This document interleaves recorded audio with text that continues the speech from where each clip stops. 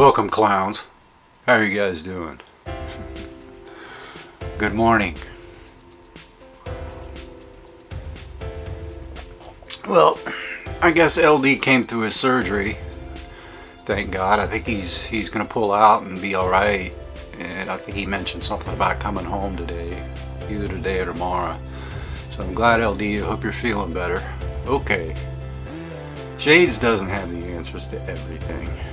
You may think, oh, he knows a lot about this. He knows a lot about addiction. He knows a lot about life. He's had an interesting life. Well, I don't have all the answers. Last night, I kind of ran into a situation that made me very uncomfortable in a lot of ways. And it was what's the word? Mixed emotions about the whole thing. If you know anything about my story, my stupid story, you know that I lost 9 months of sobriety after I entered in a relationship, my last relationship with this girl.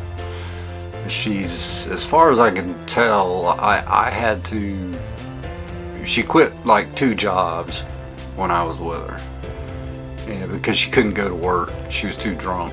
And I felt so bad, you know, having to call her boss and tell her this, and then she resigned, and then she took another job and resigned. And about, I don't know, I want to say 3.5 weeks ago, a face request. Can I get your face request? Facebook request from her. And I was like, that's odd.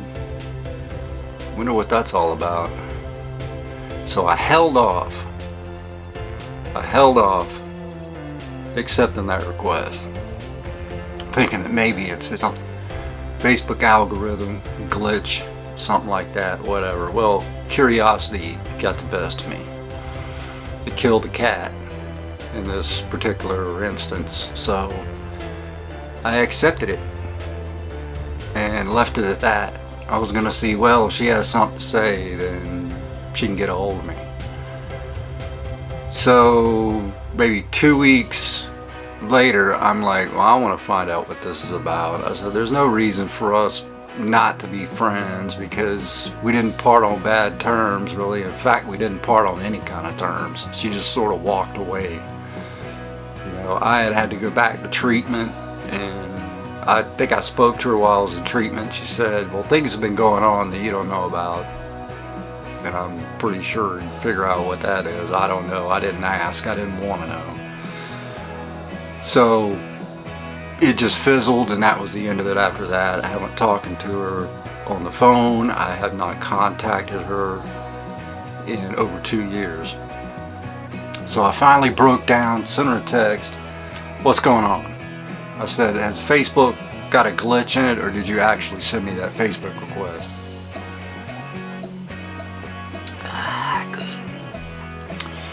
And then she said, yeah, I sent it. I said, well, what's up? And she said, same old stuff. Now, she had been living in this guy's apartment. He allowed her to live there.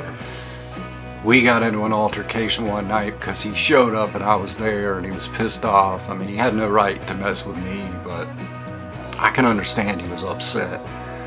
And she lent him about $40,000, and in a agreement, a promissory note, that she would receive the condo that he lived in. Like, he was just gonna write off all their business problems or whatever. And he had cheated on her because they had gotten back together. It's kind of a long story. I saw her after she just severed ties with him. But she wants to take him to court, and she says, I said, what's the beef? She said, same old stuff, meaning him. And I said, no, specifically tell me. And she said that she wanted help in me taking him to court. And I'm thinking, I'm not a lawyer. I'm out of her life. Why would this weird proposition or request come at a time like this? So we've been texting back and forth. She's saying, well, I'm working a lot of hours. She didn't mention seeing anybody else. I'm sure she is. It's fine. You know, she's got her own life. She's beautiful. Blonde hair, blue eyes. I mean, we would make really pretty babies. But it never came to that. I don't want any kids, and she's kind of going through the change, and I just don't see that thing happening. But I would wonder what I'd like to hear from you guys.